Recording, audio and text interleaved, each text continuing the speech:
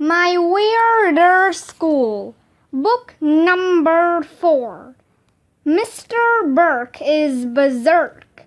Written by Dan Gutman. Pictures by Jim Pallot. Chapter 10. Violins are bad for children. It was Mayor Hubble. He grabbed the microphone from Mrs. Lilly. His Secret Service agents shoved Mr. Burke away from the camera. "I'm happy to announce," said the mayor, "that all the gold and silver found on school property belongs to the city. We will use it to balance the budget, blah, blah, blah, blah, create new jobs, blah, blah, blah, blah, fix the roads, blah, blah, blah, blah, cut taxes, blah, blah, blah, blah, this great country, blah, blah, blah, blah, and furthermore, blah, blah, blah, blah. How long is this going to go on? Blah, blah, blah, blah. Wake me up when it's over, blah, blah, blah, blah."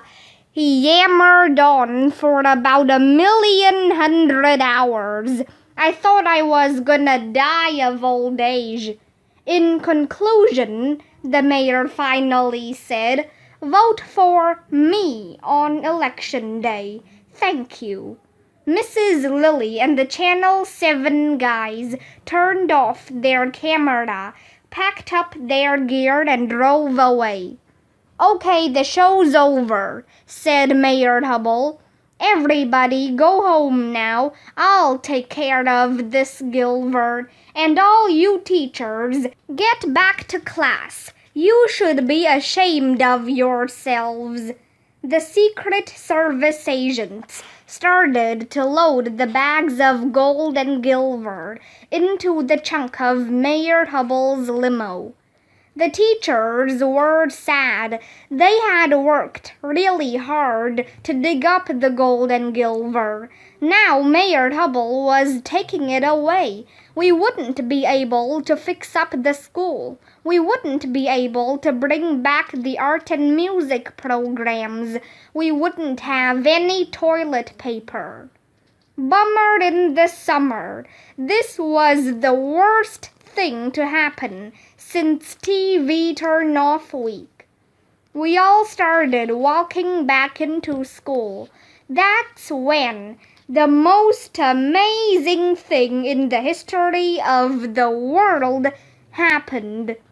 In the distance, at the other end of the playground, a tall, mysterious stranger appeared. He was walking toward us in slow motion.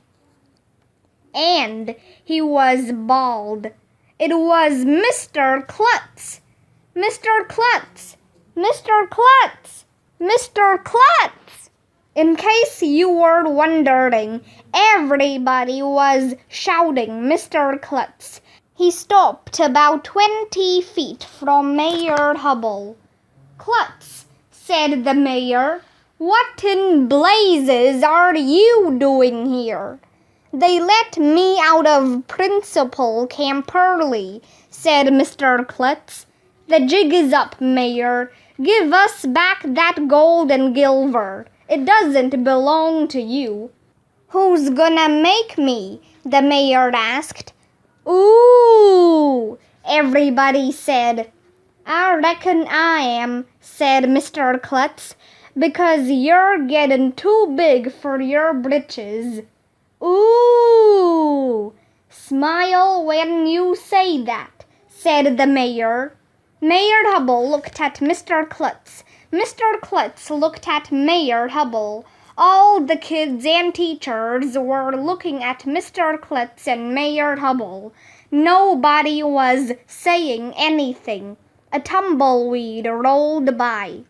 "That silver belongs to my teachers and my school," said Mr. Klutz. "I reckon you're trying to steal it and keep it for yourself." "You're lying like a rug, Klutz," said Mayor Hubble. "And you're so Crooked, you could swallow nails and spit out corkscrews, said Mr. Klutz. Just give back the Gilver and nobody gets hurt. Nothin' doin', said the mayor. I'm afraid this playground ain't big enough for the both of us, Klutz. Ooh! Then I'm gonna have to give you a whoopin' you'll never forget, Mayor, said Mr. Klutz, 'cause you're a bad egg. Ooh! I'm gonna kick your butt so hard they're gonna need a team of surgeons to remove my boot, said Mayor Hubble. Ooh! Mr. Klutz and Mayor Hubble were really mad. They started walking toward each other in slow motion. It looked like they were about to fight. But you'll never believe who ran out and stood between them. It was Andrea Young, Little Miss Perfect, the human homework machine. Stop! Andrea shouted, holding up her hands. There's no need to resort to violence. Why is everybody always talking about violence? I asked. Are they going to fight with musical instruments? They should fight with tubas. That would be cool. Not violence, everybody shouted at me. Violence. Oh, I said, why didn't you say so? Suddenly, Mr. Burke pushed his way to the front of the crowd. The little lady is right, he said. I say we settle this the old-fashioned way, with a duel. A duel! A duel! A duel! In case you were wondering, everybody was saying a duel. Guns are violent, Mr. Burke, said Andrea. I ain't talking about a duel with guns, said Mr. Burke. I'm talking about a modern duel with cell phones. Chapter 11. The Duel. Mr. Burke explained the rules of the duel to everybody. The mayor and Mr. Klutz would each write their cell phone number on a piece of paper and swap the papers. Then they would stand back to back. They would each walk 10 paces forward.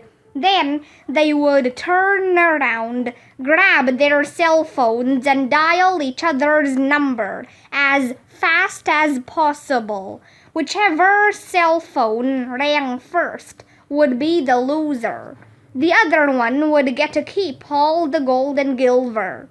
It's a deal, said Mayor Hubble. Deal, said Mr. Klutz. I'm betting my smartphone is smarter than your smartphone. I'm warning ya, said the mayor. I'm pretty quick on the dial. No namby-pamby Gilver rustler can out-dial me, said Mr. Klutz. Mr. Burke told Mr. Klutz and Mayor Hubble to stand back to back. Look, their butts are touching, I whispered. Quiet, Arlo, shouted Andrea. Ready, set, go, said Mr. Burke. Mr. Klutz and Mayor Hubble started pacing away from each other. 1, 2, 3, 4, 5, 6, 7, 8, 9, 10. Then they both spun around. Fill your hand, ye yellow-bellied phone slinger, shouted Mr. Klutz. Both of them grabbed the phones off their belt loops and started punching in numbers frantically. Then they pointed their phones at each other and waited for one of them to ring. I know what you're thinking, Mr. Klutz said. Did you punch in 7 numbers or 6? Well, to tell you the truth, in all the excitement, I kinda lost track myself. But You've gotta ask yourself one question. Do I feel lucky? Well, do ya, punk? And then Mr. Klutz's cell phone started playing the Hokey Pokey. No! He shouted. Ha! Nice try, Klutz, Mayor Hubble said, blowing on his phone. Better luck next time. Now, all the gold and silver is mine. Adios, amigos. I must skedaddle. The mayor got into his limo with his Secret Service agents and drove away. For a few seconds, nobody said anything. We were all in shock. Then Mr. Mackey stepped forward. Dag nabbit, he shouted. That scallywag done vamoosed with our gold and silver. If I get my hands on him, I'm a-gonna stretch that no-good outlaw's neck. Come on, fellers, we'll head him off at the pass. Who's with me? No thanks, said Mrs. Rupee. I've had enough violence for the day. Violence is not the answer, said Miss Laney. You can't solve problems with violence, said Mr. Granite. Why is everybody always talking about violence? What in tarnation? Shouted Mr. Mackey. Ain't you cowpokes gonna help me chase down that varmint? Mr. Burke didn't look worried. He was leaning against the fence and picking his teeth with a toothpick. Hold your horses, pardner, he said. Let the old coot go. Let him go? Asked Mr. Mackey. Why, what about the silver?